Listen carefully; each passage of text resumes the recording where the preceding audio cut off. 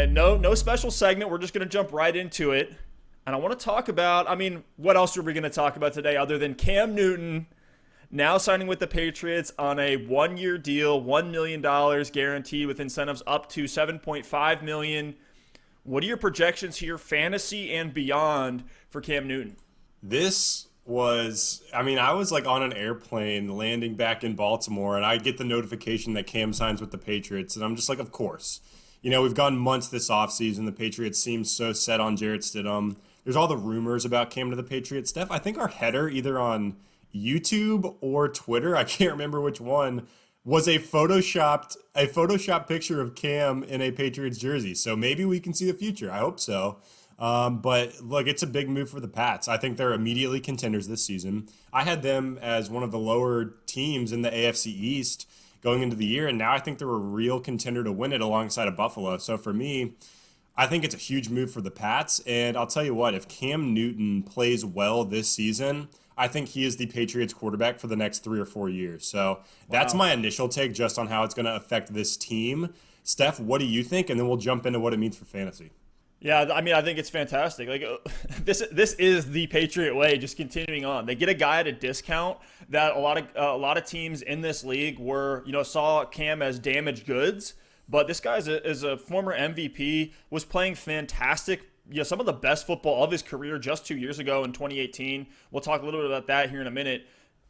I'm one of those people, like if you think that Stidham or Brian Hoyer are going to come into this quarterback room with Cam Newton, and there's going to be some sort of competition going on, regardless of what Belichick says. Of course, Belichick's going to say he's going to have to compete. He said Brady was going to have to compete every year.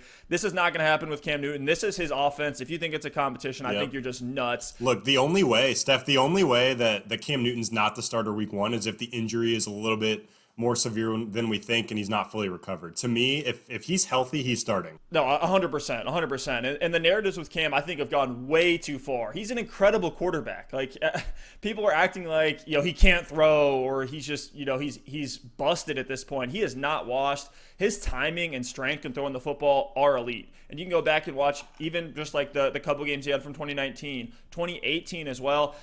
His timing and the strength that he has, I think, fit this New England system extremely well. At least kind of the short, quick, more West Coast style passing game that we've seen. Everybody thinks of Brady as this conservative check down Charlie, taking what the defense gives him. Cam Newton's going to fit into that exact same situation, just as well. And you even add in then now Belichick and McDaniels can go deeper into their playbook, run a little bit more RPOs, run a little bit more of, option reads and play action, where Cam Newton is able to move around, is able to make plays on the ground with his legs. I remember there were so many plays, even back in 2018 when he was dealing with shoulder injury. I think this was before the foot injury. Cam Newton was still able to, on 4th and 2, was still being able to move the chains there for him just with his feet. So I think it's a great fit and really a win for the Patriots. Now, in terms of fantasy, how do you see this playing out? Do you have Cam as a QB1? I have him as a QB2. For me, the biggest thing with Cam Newton is it adds to that incredibly deep QB2 range where there's guys you can pick up late in drafts and stream. And for me, it further solidifies the late quarterback strategy because it's just another name on the list that you can grab late in drafts. Or if someone else takes Cam Newton, that means a Rodgers or a Wentz or a Matt Stafford is going to be available later. So for me, there's just a deeper quarterback pool in fantasy football this season. I have him, I believe, at quarterback 17 right now. I have him for 510 passing attempts, which actually would be tied for the second most in his career. And I have him at 107 rushing attempts, which is right really where his average has been as a pro. So with New England's offense, I have him really with the same volume that he had in Carolina. I think one of the biggest concerns with this Patriots offense is the weapons. And we saw it for Brady last year. Cam's going to be throwing it to a 34, 35-year-old Julian Edelman. There's really no threats at the tight end position. They brought in a couple in the draft this year in the middle rounds. And then they have, Mohamed Sanu, N'Keal Harry, some upside guys, but guys who have not proven anything in this league. The running backs are okay with James White, and we know Cam loved having McCaffrey in Carolina. But I look at Cam's 2015 season where he was the MVP And here were his top wide receivers. It was Ted Ginn Jr. actually had the most yards of all their wideouts. Jericho Cotchery was second, and Devin Funchess was third. So Cam Newton doesn't require incredible weapons to be an elite quarterback, and I think he's actually going to elevate a lot of those guys in New England this year. Talking a little bit more about Cam's fit here and what he could do in terms of fantasy. We saw Norv Turner come in to Carolina in 2018 and really develop this, kind of quick, short passing game.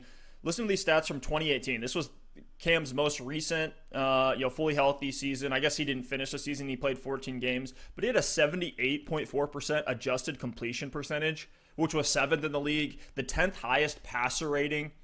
He had a fantastic touchdown to interception ratio at 15 touchdowns, 4 interceptions, and he was bottom 6. This is really encouraging for me. Bottom 6 in the league in sacks taken. So it's not like he was, getting hit in the pocket constantly, running around in the backfield and taking these big hits. He was kind of developing his game, and I see this as more of like it may not be a perfect analogy, but kind of like, Michael Jordan when he was getting older, kind of developing that jump shot. He realized, in my old age, I can't just get up and yam on guys every single time and drive the lane. So now this is where Cam has to change his game a little bit. I think we saw that direction.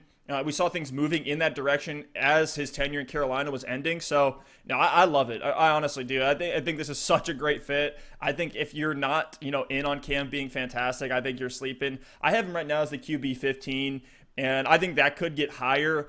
Really, to me, what comes down to Cam's fantasy value is what is he going to be able to do with his legs? What kind of rushing floor is he going to give us?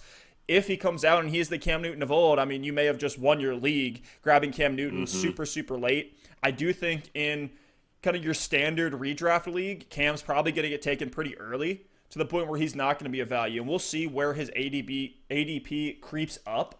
Let me check on that real quickly here. While you're checking on that, I'll chime in. I think I disagree with you a little bit on the changing his game thing. Yes, as you're older, you're probably not going to be quite as mobile, but Cam's 31 years old. He's a different style of quarterback, but typically that's like the window where quarterbacks are in their prime. So if he's healthy, I don't see a reason he should be 100 rushing attempts this season. He's only been under 100 rushing attempts outside of last year where he missed essentially the whole year one time, and that was in 2016 when he was at 90. And he only played 15 games that year. So if he gets the full 16, maybe he creeps up to that 100 mark. So I think 100 is really that baseline.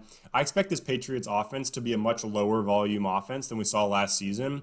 I think that defense is going to be really strong again in 2020, and they might not need to put up 28, 35 points a game to win in 2020. They might only need 24 points per game or sometimes even fewer to win. So I think the defense is going to be strong. They're going to utilize that running game. They're going to utilize Cam.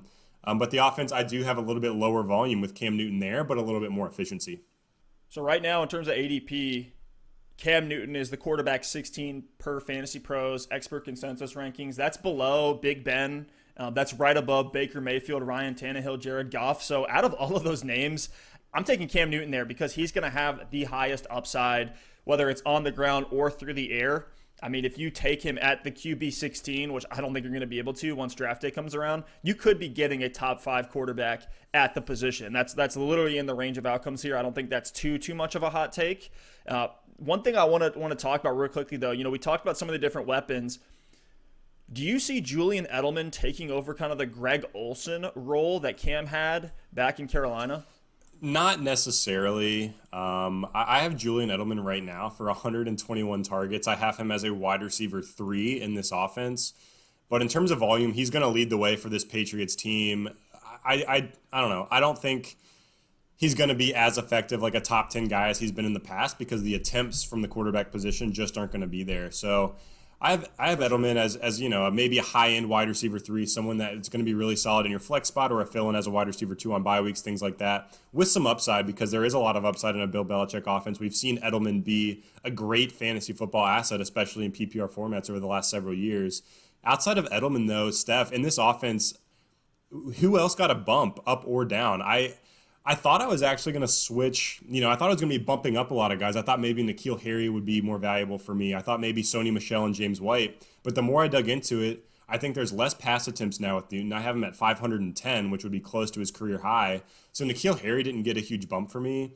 Sony Michel's efficiency went up, and I have him going up, I think one touchdown because I think the offense is going to be better. But Cam's also going to vulture some of those goal line touchdowns from Sony Michel.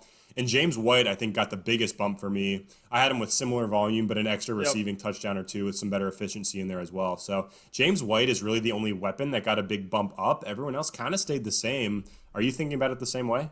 I am actually. And one of the things that makes me think that is how good Cam Newton was at identifying coverages and changing the play at the line. We saw a lot of times in Carolina where they would line up, okay, it's maybe first, second down, and Cam reads the defense, sends McCaffrey out wide, literally lining up as a perimeter receiver. And just based on that coverage, he knows that McCaffrey's going to get open on a quick out route. Like, I think that same thing could happen here for James White. And I really think that Cam is going to try to be more conservative.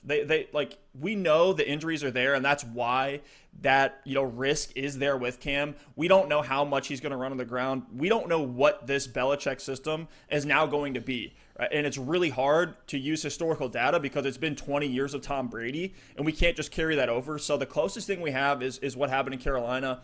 We knew the pass catching running back was fantastic there. Even before McCaffrey, they had some names that were coming in. I remember Jonathan Stewart was really, really good when he was with Carolina many years ago. D'Angelo Williams as well. They've always had good running backs with a mobile quarterback. Exactly. So that only helps in terms of the running backs. Still not really guys I'm looking at. I'm kind of out on Michelle, but I do like James White a lot, especially in a PPR. Absolutely. I agree with you 100%, Steph. And wouldn't it be something if we saw the Brady-Belichick Super Bowl this year? I think this probably increased the odds of that. It's too perfect for that to happen this season. I'm a huge Colts fan. I like the Ravens as well. But if it was Bucks Pats with Brady-Belichick, that would be a timeless classic for sure. Yes. It really would. It really would. If that happens, though, I'm like, the NFL's got to be rigged or something. That's too perfect. That's literally too perfect. It can't happen. Man, it just speaks to how dominant these kind of figureheads, Tom Brady and Bill Belichick, have been over the last 2 decades.